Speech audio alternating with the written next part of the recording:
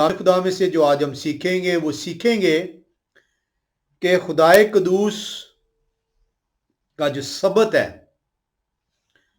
جو خدائے قدوس نے تخلیق کائنات پر مقرر کیا، جو ہفتے کا دن ہے، اس کو کس طریقے سے ہفتہ کا جو پہلا دن ہے جس کو آج بنی نوع انسان 7ویں دن سے تعبیر کرتی ہے، لیکن انٹرسٹنگلی جو ہے آج بھی بہت سارے ملکوں میں اتوار کو پہلا دن جو ہے کنسیڈر کیا جاتا ہے، اور وہ اپنی جو امپلائیز ہیں ان کا جو ہفتہ ہے وہ اتوار سے شروع کرتے ہیں which is the first day of the week۔ تو آج کا جو موضوع ہے وہ ہے سبت کا دن ہفتہ سے اتوار تک کب اور کیسے تبدیل ہوا۔ When and how was the Sabbath changed from Saturday to Sunday؟ یہ جاننا اس لیے ضروری ہے کہ وہ لوگ جو کہ خدا کے حکموں میں تبدیلی کرتے ہیں، وہ خدا کو جو غیور خدا ہے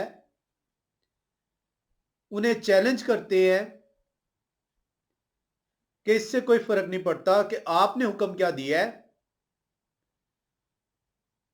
اس سے کوئی فرق نہیں پڑتا کہ آپ ہمیں کس طریقے سے کس آئین کے تحت ہماری زندگیوں کو بسر کروانا چاہتے ہیں۔ فرق اس سے پڑتا ہے کہ میرا کلام سنانے والا، میری کلیسیا جس کو میں نے بانٹا ہوا ہے، وہ کس طریقے سے مجھے تربیت کرتی ہے۔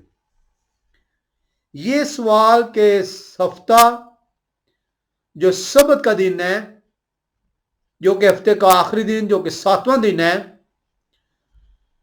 اس کو کس طریقے سے اتوار جو کہ ہفتے کا پہلا دن ہے میں تبدیل کیا گیا۔ ہمیں جو سیکھنا ہے اس کے اندر، بہت سارے لوگ سمجھتے ہیں کہ یہ تو بہت آسان سوال ہے۔ بہت سارے لوگ یہ جانتے ہیں کہ رومنس نے جو سے جب مسیحیت کو قبول کیا تو انہوں نے ہفتے کے دن کو جو سبت کا دن تھا اتوار سے تبدیل کر دیا۔ ہم نے بہت سارے رومن کیتھولک چرچ کی کوٹیشنز کو دیکھا جہاں پہ وہ اقرار کرتے ہیں کہ ہمارا اختیار ہے، کیونکہ پوپ جو ہے یہاں پہ جسم کی صورت میں نہ صرف مسیح ہے بلکہ خدا ہے، اور اس کے پاس الہی قوت ہے، قدرت ہے، طاقت ہے، اور اس طاقت کو تمام ادر کرسچن جو ہیں انہوں نے مہر ثبت کی ہے۔ جو تبدیلیاں پوپ نے کی ہیں وہ ان کلیسیوں نے قبول کی ہیں، لیکن ان کلیسیوں کے لیے باعث شرم کا مقام یہ ہے کہ کیتھولک کلیسیا تو ان کے جو لٹریچرز ہیں وہ تو اس بات کا اعادہ کرتے ہیں کہ ہاں ہماری اختیار کا ثبوت یہ ہے کہ باقیوں نے اسے قبول کیا ہے، لیکن آپ سے آپ کی کلیسیا کے پادری حضرات جھوٹ بولتے ہیں، ماننے سے انکاری ہیں، اور وہ آپ کو تعویذ یہ دیتے ہیں کہ کیونکہ مسیح ہفتے کے پہلے روز جی اٹھے ہیں اس لیے اب ہم اتوار کے دن جو ان سے عبادت کریں گے۔ کلام خدا میں ایک بھی جگہ ایسا نہیں ہے کہ مسیح کے جی اٹھنے کے بعد شاگردوں میں سے یا ابتدائی کلیسیا میں سے کسی ایک شخص نے بھی اتوار کے روز عبادت جو سی ہے اس میں حصہ ڈالا اور سبت کو निगलेक्ट करके।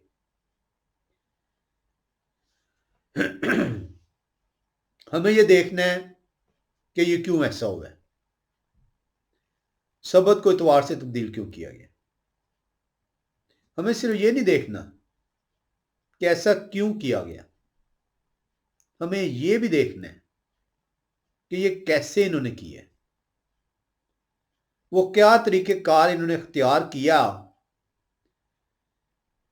कि जो हफ्ते का 7वां दिन, जो कि सबत का दिन था, जो तख्लीक कायनात के वक्त से खुदाए कदूस ने मुकर्रर किया था, इन्होंने किस तरीके से जो है इसको हफ्ते का पहला दिन इतवार से तब्दील किया।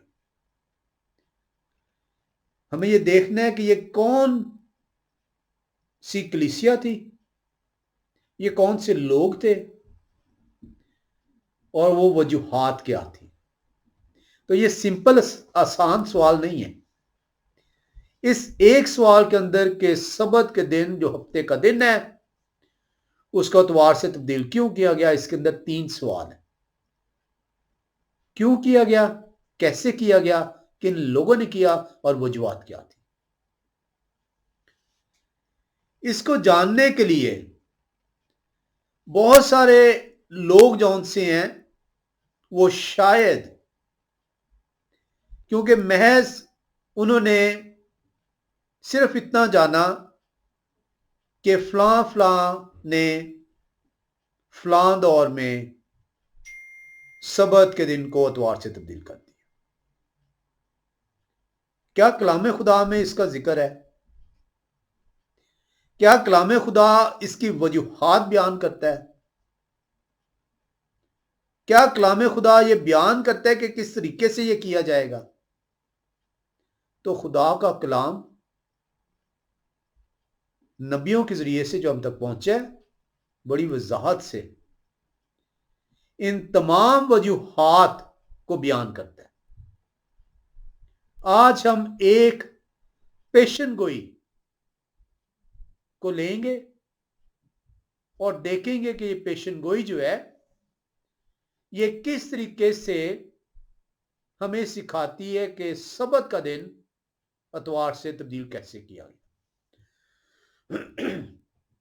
आए यूहन्ना रसूल की इंजील, यूहन्ना का मुकाशफा 12वें बाब में चलें और पहली 5 आयत का मुतालिया करें। मुकाशफा की किताब 12वां बाब पहली 5 आयत। फिर आसमान पर एक बड़ा निशान दिखाई दिया, यानी एक औरत नजर आई जो आफताब को ओढ़े हुए थी और चांद उसके पांव के नीचे था और 12 सितारों का ताज उसके सर पर। वो हामला थी और दर्दे ज़ै में चिल्लाती थी और बच्चा जनने की तकलीफ में थी। फिर एक और निशान आसमान पर दिखाई दिया, यानी एक बड़ा लाल असलहा, उसके 7 सर और 10 सींग थे और उसके सरों पर 7 ताज, और उसकी दुम ने आसमान के 23 सितारे खींचकर जमीन पर डाल दिए, और वो असलहा उस औरत के आगे जा खड़ा हुआ जो जनने को थी, ताकि जब वो जने तो उस बच्चे को निकल जाए। और वो बेटा जनी, यानी वो लड़का जो लोहे के असास से सब कौमों पर हुकूमत करेंगे, और उसका बच्चा यकायक खुदा और उनके तख्त के पास पहुंचा दिया गया। अब यहां पे मुकाशफा की किताब 12वें बाब की पहली 5 आयत को आपने देखा है। मुकाशफा की किताब इस 12वें बाब की पहली 5 आयत आपको बयान करेंगी उन वजूहात को जिन वजूहात की बिना पर ये सबत تبدیل ہوا ہے. اب یہاں پہ جب آپ دیکھتے ہیں تو یہاں پہ 5 چیزیں آپ کو نظر آ رہی ہیں. لکھا ہے کہ عورت اور استحا.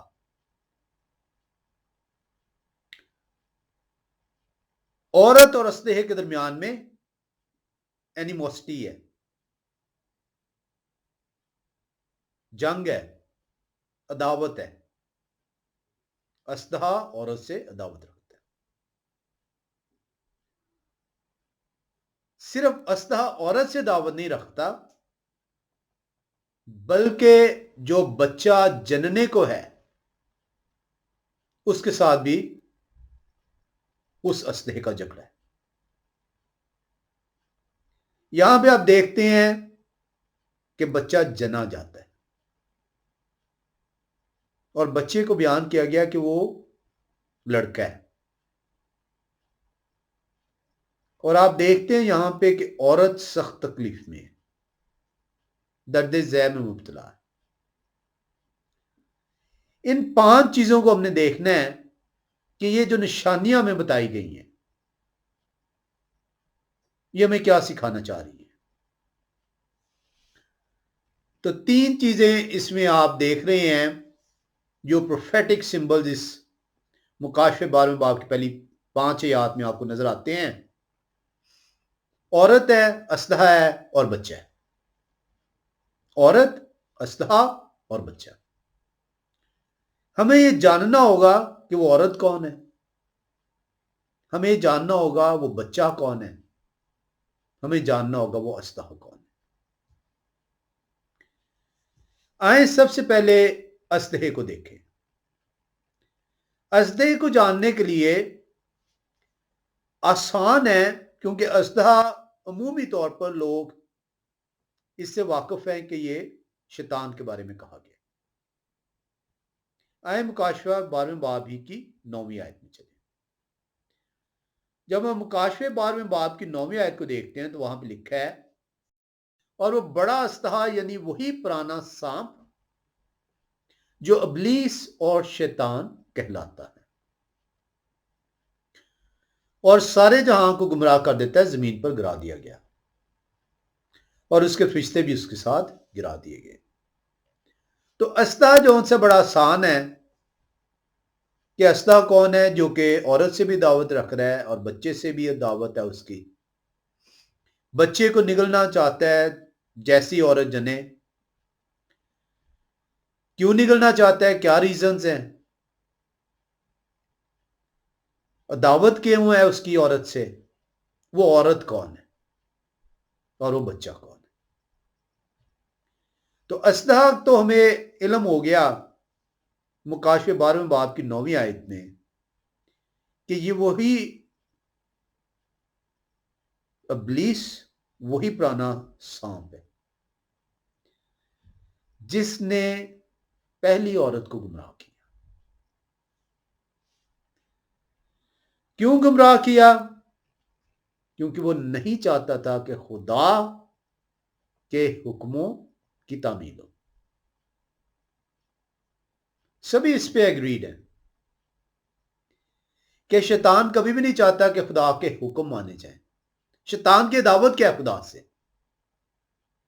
کہ خدا جو کچھ کہتے ہیں اس کے برعکس انسان کرے.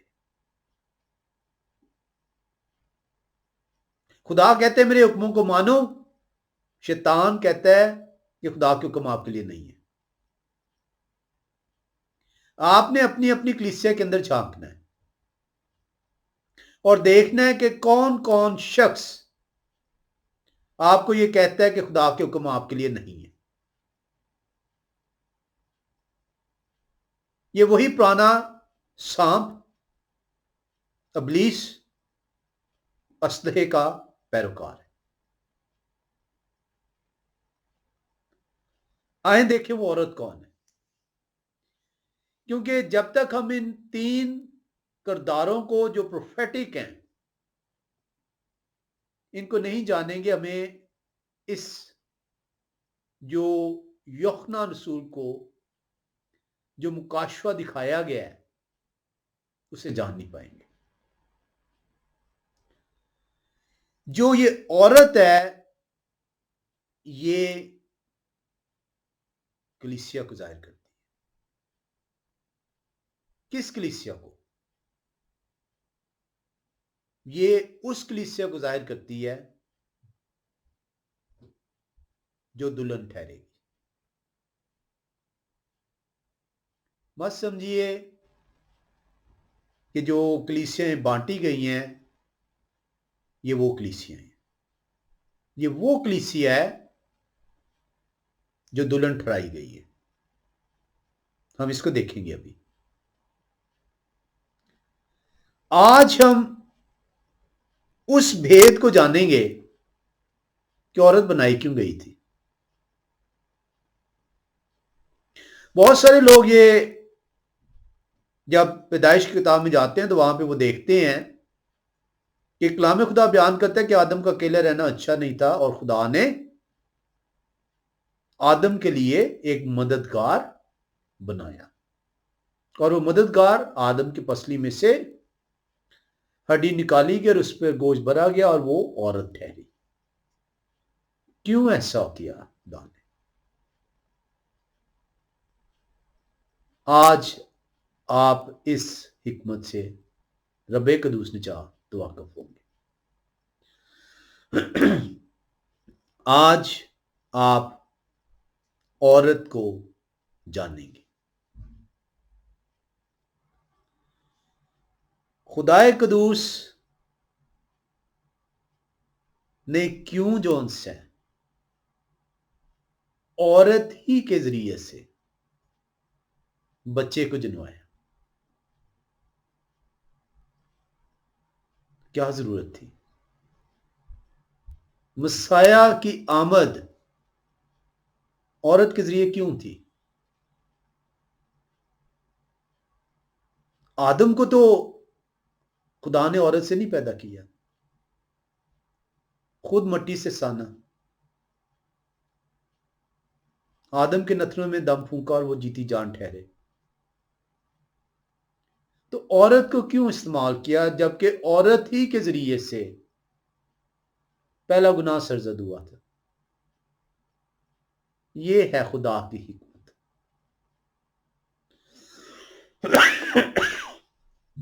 جو کہ انسان کی سمجھ سے آ رہی ہے. اسی برتن کو جس سے گناہ سرزد ہوتا ہے اسی برتن کو پاک کرنا ضروری تھا.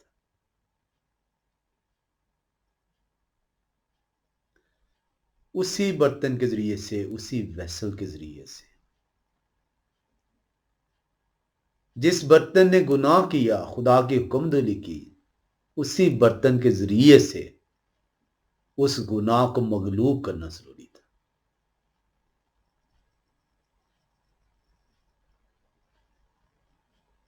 یہ ہے خدا کی حکمت کہ خدا نے عورت کے ذریعے سے مسیح کو جنم دیا. ادروائز اس کی ضرورت نہیں تھی. کلام خدا کے اندر ہم جاتے ہیں تو کیونکہ خدا سے دور ہیں، رجوع کرنے کے لیے نہیں گئے، محض وقت گزاری کے لیے گئے ہیں، خدا کی حکمت آپ تک نہیں پہنچتی. خدا کی حکمت اسی صورت میں آپ تک پہنچے گی جب آپ خدا سے حکمت کے لیے رجوع کریں گے. آئیں مکاشفہ کی کتاب 19ویں باب میں چلیں. مکاشفہ کی کتاب 19ویں باب میں جا کے ہم 7ویں اور 8ویں آیت کو دیکھیں گے. مکاشفہ 19واں باب اور اس کی 7 اور 8 آیات کو دیکھیں گے. لکھا ہے، آؤ ہم خوشی کریں اور نہایت شادمان ہوں اور ان کی تمجید کریں، اس لیے کہ برا کی شادی آ پہنچی اور ان کی بیوی نے اپنے آپ کو تیار کر لیا. ان کی بیوی نے اپنے آپ کو تیار کر لیا. عورت کا بچایا جانا نہایت ضروری تھا. عورت جو تخلیق کی گئی ہے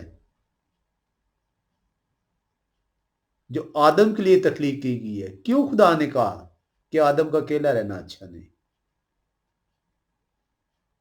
دیکھیے آدم کو جب بنایا تو خدا نے کیا کہا؟ اپنی شبیہ پہ بنایا، اپنی شبیہ پہ بنایا. یہ جو ملاپ خدا نے آدم کے لیے کرایا ہے، اور یہ ملاپ مسیح کا کلیسیا کے ساتھ ملاپ تھا. وہ ملاپ داغدار ہو گیا، اسے صاف کیا جانا ضرور تھا. اور وہ صفائی اسی صورت میں ممکن تھی کہ اسی کے ذریعے سے خدا کو جنم دیا جائے، تاکہ وہ گندگی جو ان سے وہ اپنے اوپر لے لیں، اور وہ جو ہے غلاظت جو گناہ کے نتیجے میں جسم پر آئی ہے وہ دھل سکے.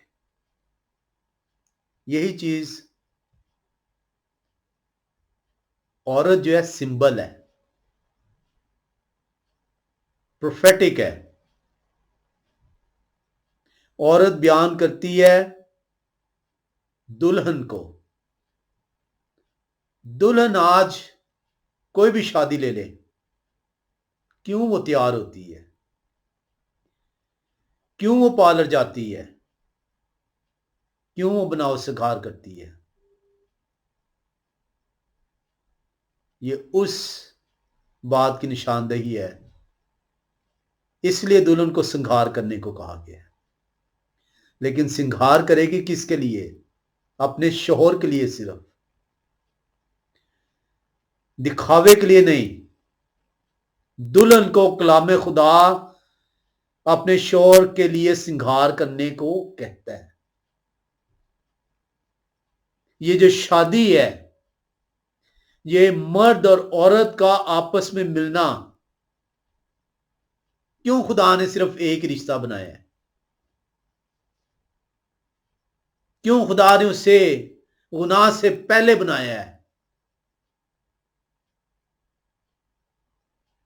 کیونکہ خدا کو علم تھا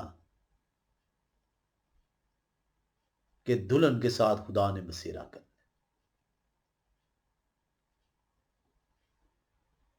آئے مکاشو 19 باب کی 8ویں آیت کو پھر سے پڑھیں. آؤ ہم خوشی کریں اور نہایت شاد مانو، اور ان کی تمجید کریں، اس لیے کہ برا کی شادی آ پہنچی، اور ان کی بیوی نے اپنے آپ کو تیار کر لیا، اور اس کو چمکدار اور صاف مہین کتانی کپڑا پہننے کا اختیار دیا گیا، کیونکہ مہین کتانی کپڑے سے مقدس لوگوں کی راست بازی کے کام مراد ہے. یہ جو عورت ہے جو بچہ جان رہی ہے، یہ کلیسیا ہے. کون سی کلیسیا؟ پاک کلیسیا، راست باز کلیسیا، گناہ آلودہ کلیسیا نہیں. کیونکہ اس کلیسیا کو صاف مہین کتانی لباس پہننے کا اختیار ہے. آئیں دیکھیں پالوس رسول کرنتھس کے کلیسیا کو کیا کہتے ہیں. دوسرا کرنتھس کے کلیسیا 11ویں باب میں چلیں گے اور دوسری آیت کو دیکھیں گے. مجھے تمہاری بابت خدا کی سی غیرت ہے، کیونکہ میں نے ایک ہی شوہر کے ساتھ تمہاری نسبت کی ہے، تاکہ تم کو پاک دامن کماری کی مانند مسیح کے پاس حاضر کروں.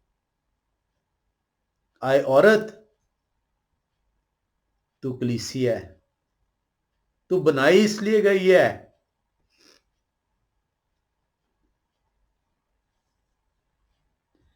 کہ تو دلہن ٹھہر سکے.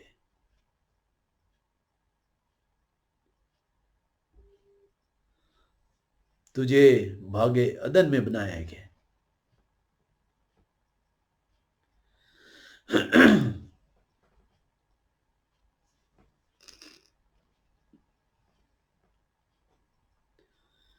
تجھے خدا کے ساتھ ملاپ کے لیے بنایا گیا.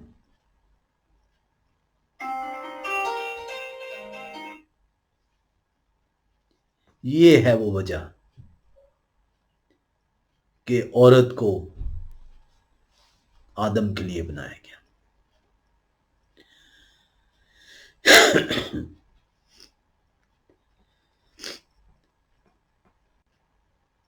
مکاشفہ 12ویں باب میں جس عورت کا ذکر ہے یہ پاک دامن عورت ہے، یہ وہ کلیسیا ہے جو کہ خدا کی کلیسیا ہے، جس کا خدا کے ساتھ ملاپ ہونا ہے۔ آئیں اس شادی کے بھید کو دیکھیں جو زمین پر خدا نے کہا، جسے خدا نے خود مقدس رشتہ قرار دیا۔ آئیں آج اس بھید کو جانیں۔ شادیاں بہت ہوتی ہیں اور لڑائی جھگڑے اس وجہ سے ہوتے ہیں، اس رشتے کو آپ سمجھ ہی نہیں پائے، آپ جان ہی نہیں پائے کہ یہ رشتہ جو خدا نے باغ عدن میں بنایا تھا وہ کیوں بنایا تھا، عورت جو خدا نے آدم کے لیے بنائی تھی وہ کیوں بنائی تھی، کیونکہ ہم نے تو کبھی رجوع ہی نہیں کیا، ہم نے تو محض اتنا جانا کہ آدم کے لیے اکیلا رہنا اچھا نہیں تھا۔ وہ آدم کے لیے اکیلا رہنا اس لیے اچھا نہیں تھا کیونکہ کلیسیا جون سی ہے وہ عورت ہے اور اس کا خدا کے ساتھ ملاپ ہونا ہے۔ خدا نے آپ کو تخلیق کائنات سے بتا دیا تھا کہ تو میری دلہن ہے، میں تیرے ساتھ بسیرا کروں گا۔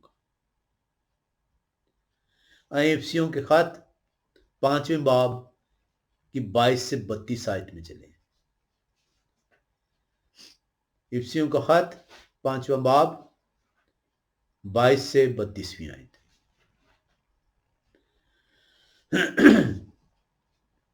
21ویں آیت سے پہلے دیکھ لیتے ہیں، اور مسیح کے خوف سے ایک دوسرے کے تابع رہو۔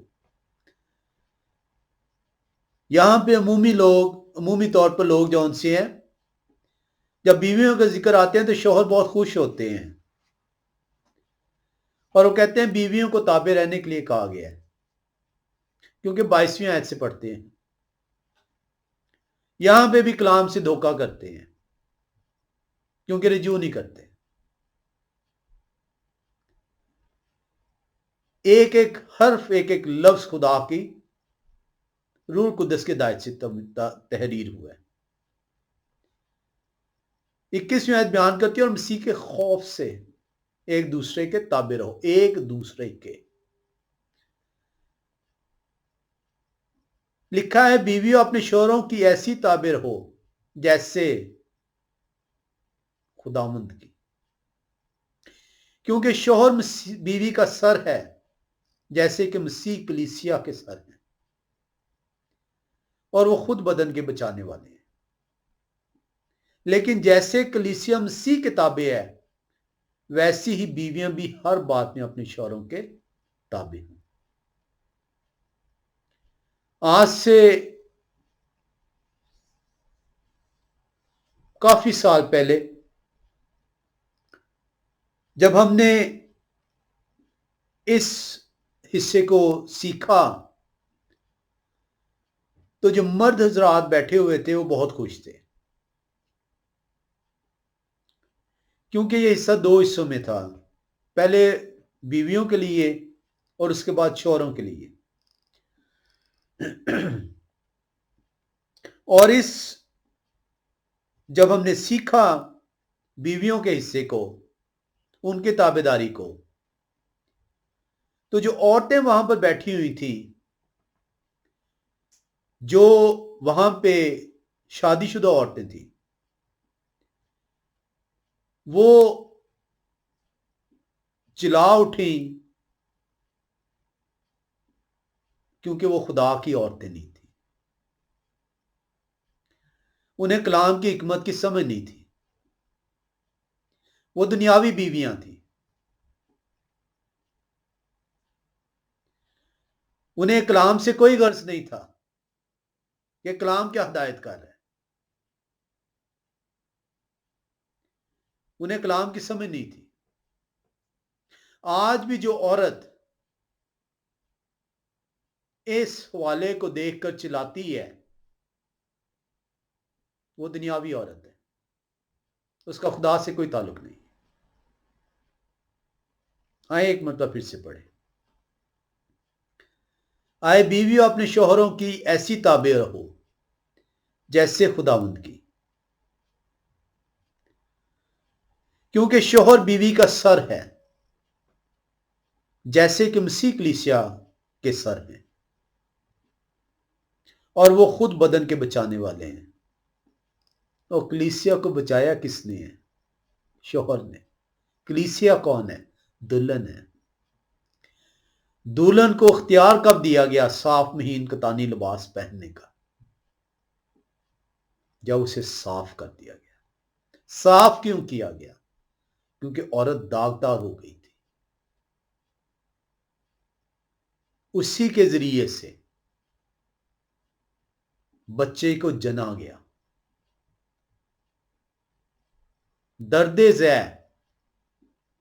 درد ذہ کیا چیز ہے؟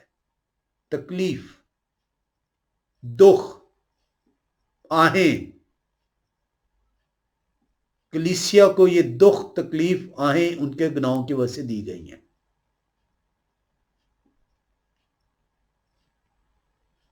انہیں امتحان میں ڈالا گیا ہے. ان پہ ظلم و ستم جو ان سے ڈھایا گیا ہے.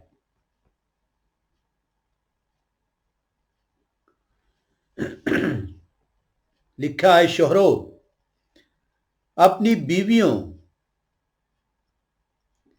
سے محبت رکھو جیسے مسیح نے بھی کلیسیا سے محبت کر کے اپنے آپ کو اس کے واسطے موت کے حوالے کر دیا. شوہرو یہ جو عورت ہے تو اس کے بغیر مکمل نہیں، کیونکہ تیری پسلی میں سے وہ نکالی گئی، تیرے وہ جسم کا حصہ ہے. تو اس کے بغیر مکمل نہیں ہے. ایسا ممکن نہیں ہے کہ تو اپنے جسم کو مارے اور کوٹے اور دھتکارے. ذی شعور انسان تو ایسا نہیں کر سکتا. جس میں عقل ہے، سمجھ ہے، وہ تو ایسا نہیں کر سکتا. ہاں، ایک ایسا شخص جس کا دماغی توازن بگڑ جائے وہ اپنے بدن کو نقصان پہنچاتا ہے. عورت تیرے جسم کا اعضاء ہے، تیرے جسم کا حصہ ہے، تجھ میں سے نکالی گئی ہے. اگر تو ذی شعور ہے، اگر تیرا دماغ کام کرتا ہے تو اپنے بدن کو نہ مار سکتا ہے، نہ کوٹ سکتا ہے، نہ دھتکار سکتا ہے. آئیں دیکھیں. آئے شوہرو اپنی بیویوں سے محبت رکھو جیسے مسیح نے بھی کلیسیا سے محبت کر کے اپنے آپ کو اس کے واسطے موت کے حوالے کر دیا، تاکہ اس کو کلام کے ساتھ پانی سے غسل دے کر اور صاف کر کے مقدس بنائے. اس عورت کو صاف مہین کتانی کپڑے پہننے کا اختیار دیا گیا.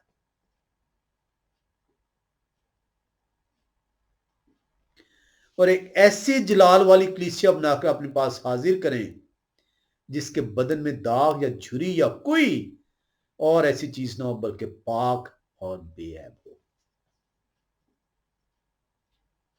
یہ وہ ریزن ہے کہ عورت کو کہا گیا بناؤ سنگار کر اپنے شوہر کے لیے. کسی قسم کی جھری، کسی قسم کی غلاظت تیرے اندر باقی نہ رہے. کیونکہ اے عورت، تو اس زمین پر اپنے شوہر کے ساتھ دلہن ٹھہرے گی. اور تیرا دلہا جو ہے وہ تیرے ساتھ آسمان سے بسیرا کرنے آئے گا. یہ کلیسیا دلہن ہے، اور یہ کلیسیا بنتی اس وقت ہے جب مرد اور عورت ایک تن ہوتے ہیں. صرف مرد یا صرف عورت کلیسیا نہیں ہے. اس لیے کہا گیا تھا کہ وہ دونوں ایک تن ہوں گے. کیوں ایک تن ہوں گے؟ کیونکہ وہ کلیسیا ٹھہریں گے، اور جب وہ کلیسیا ٹھہریں گے تو دلہن بنیں گے، اور دلہن بنیں گے تو دلہا کے ساتھ ملاپ ہوگا. یہی کنسیپٹ ہے شادی کا. آج یہاں پہ دلہن اور دلہا کا ملاپ ہوتا ہے. یہ باغ عدن میں شادی مقرر کی گئی تھی. واحد مقدس رشتہ جسے خدا نے جوڑا، انسان اسے جدا نہ کرے. افسوس، شادی کے لیے تو مرد بھی تیار ہوتا ہے، عورت بھی، اور گھر والے بھی،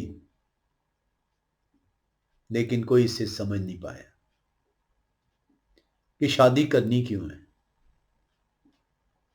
حکمت کیا ہے، ریزن کیا ہے، کیوں یہ رشتہ بنایا گیا ہے. اور یہ رشتہ اس لیے بنایا گیا ہے تاکہ تیرا دلہے کے ساتھ ملاپ ٹھہر سکے.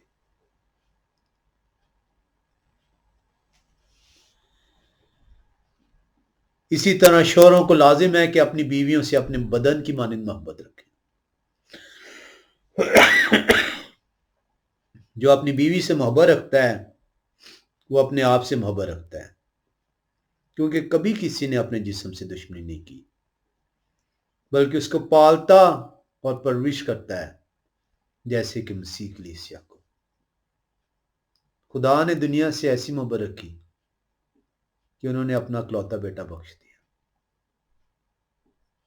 تاکہ ایک بھی ہلاک نہ ہو. یہ تھی وہ محبت جو خود انہوں نے پہلے کر کے بتائی، جنہوں نے اپنی دلہن کو پاک صاف اپنے لہو کے ذریعے، اس کفارے کے ذریعے کیا.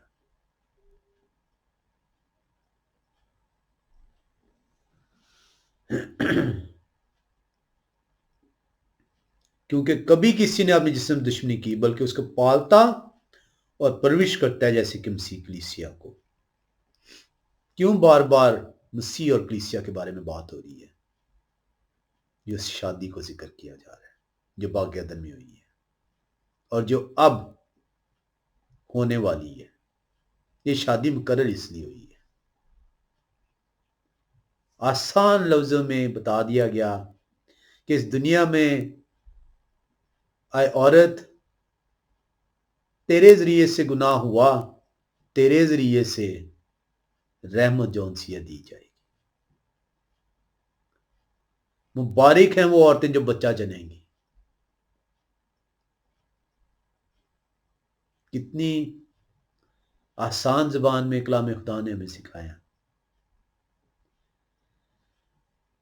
اس لیے کہ ہم ان کے بدن کے عضو ہیں. عورت مرد میں سے نکالی گئی ہے. دونوں نامکمل ہیں. مرد کا عضو ہے، وہ اپنے اعضاء کو نقصان نہیں پہنچا سکتا. اور مسیح جب کلیسیا کے ساتھ ملاپ کرنا چاہتے ہیں تو کیسے ممکن ہے کہ کلیسیا ہلاک ہو جائے؟ اور یہی بات پالوس رسول آگے بیان کرتے ہیں. اسی سبب سے آدمی باپ سے اور ماں سے جدا ہو کر اپنی بیوی کے ساتھ رہے گا، اور وہ دونوں ایک جسم ہوں گے. یہ دونوں ایک جسم مسیح اور کلیسیا کے ملاپ کو بیان کرتا ہے. زمین پر بتا دیا گیا کہ یہ جو شادی ہے किस तरीके से तूने इसको निभाना है। इसलिए निभाना है क्योंकि आगे चलकर तूने मसीह की दुल्हन बनना है, और तू आज दुल्हन ना बन पाई, मसीह के साथ कैसे तू गुजारा करे।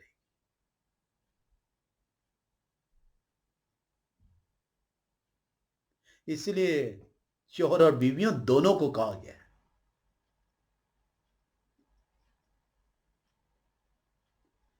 कितने लोग हैं जिन्होंने इस शादी को सीखा है और अपनाया है। अगर आज आप दुल्हन ना बन पाए,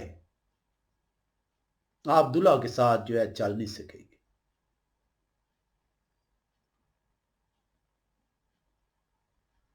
मत सोचिए कि सिर्फ औरत जो उनसी है उसको दुल्हन कहा गया। औरत सिंबल है, प्रोफेटिक सिंबल, उससे मुराद कलीसिया है।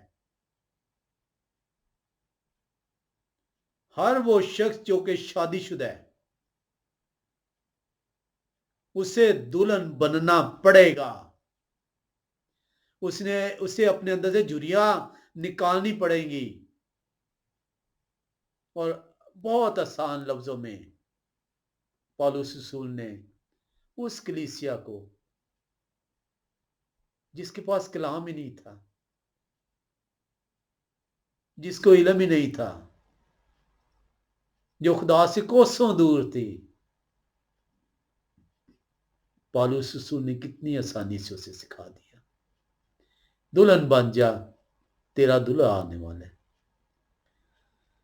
सिंगार कर, तेरे अंदर से तमाम छुरियां दूर हो जाए। पाक दामन कुमारी की मानी ठहर। शादियों पे इस आयत को बार बार पढ़ा जाता है बगैर किसी समझ के। रुजू करेंगे तो हिकमत खुदा के वादे के मुताबिक मिलेगी। ऐसे नहीं वो कह रहे ये भेद तो बड़ा है, वो भेद ये है जिसको बागे अदन में जोड़ा गया। ये भेद तो बड़ा है, लेकिन मैं मसीह और कलीसिया की बाबत कहता हूं और आसान किस तरह पौलुस रसूल समझाएं आपको कि ये जमीनी शादियों की बात नहीं हो रही, ये उस शादी की बात हो रही है जो बागे अदन में तय हुई थी। और क्यों तय हुई थी? ये वो भेद था जिसका जमीन पर आपको बताया गया इस तरीके से तूने रहना है, ताकि जब तेरा दूल्हा आए तू तैयार हो, तुझे महीन कतानी लिबास दिया जा सके।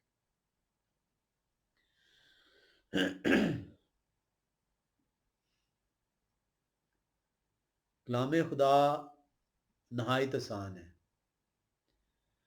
मुझे जो उनसे उस वक्त हिकमत मिलेगी जब मैं रिज्यू करूंगा।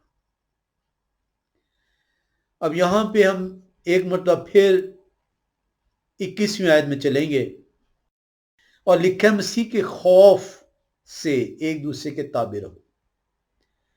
अब ये खौफ का मतलब हरगिज जौन से है, डर नहीं है,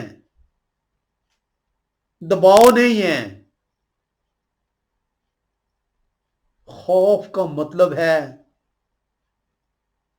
जहनी तौर पर, दिली तौर पर ताबेदार हो जाना, इस बिना पर कि मुझसे गलती ना हो जाए। ये खौफ है, मैं इतनी ताबेदार हो जाऊं कि मेरा दूल्हा जब आए तो मुझे कहे ये है तेरा लिबास, तू पहन ले, मैं तेरा दूल्हा हूं, आ मेरे साथ सुकूनत कर। ये है मसीह का खौफ। खौफ से मुराद हरगिज हरगिज जो है वो दबाव नहीं है जो हम दुनियावी तौर पर लेते हैं कि किसी का डर था, किसी का दबाव था। खौफ से मुराद ताबेदारी है, वो कैफियत के آئے خدا مجھے اتنی حکمت بخش دیں، مجھے اتنی قوت دے دیں، مجھ پہ روح القدس نازل کر دیں، مجھے روح عنایت فرما دیں کہ میں آپ کا گناہ نہ کروں۔ یہ ہے مسیح کا خوف، یہ ہے خدا کا خوف، اور اسی وجہ سے کہا گیا ہے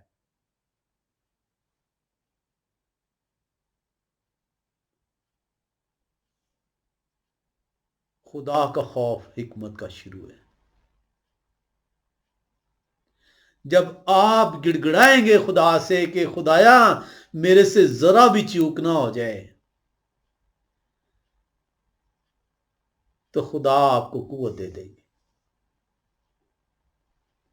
اور آپ خوف سے آزاد ہو جائیں گے، کیونکہ اب وہ قوت آپ کے اندر تاثیر کرتی ہے، اب وہ قوت آپ کو چلاتی ہے، اور اس لیے یہ کہا تھا میں جاتا ہوں، جا کے تمہارے لیے مددگار بھیجتا ہوں۔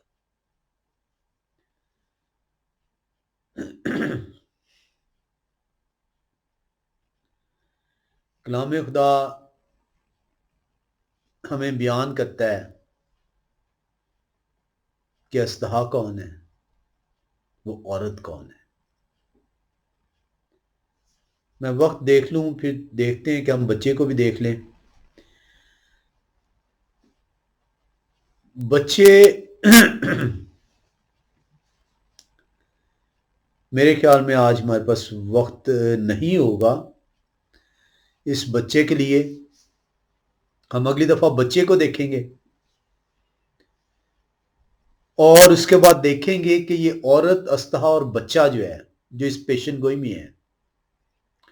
یوحنا رسول کی انجیل 12ویں باب، مکاشفہ کی کتاب 12واں باب اور پہلی 5 آیات میں یہ کس طریقے سے ہمیں یہ سکھائے گا کہ وہ کون سا طریقہ اختیار کیا گیا، وہ کیا وجوہات تھیں، وہ کون تھا جس نے جو ہے خدا کے سبت کو اتوار سے تبدیل کیا۔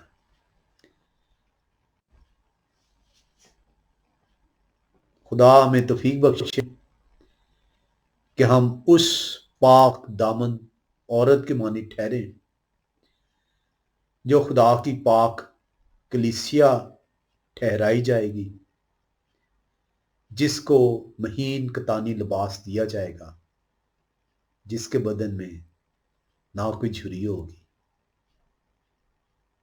اور نہ ہی کوئی اس کے بدن میں داغ ہوگا۔ خدا آپ سب کو برکت دے، آمین۔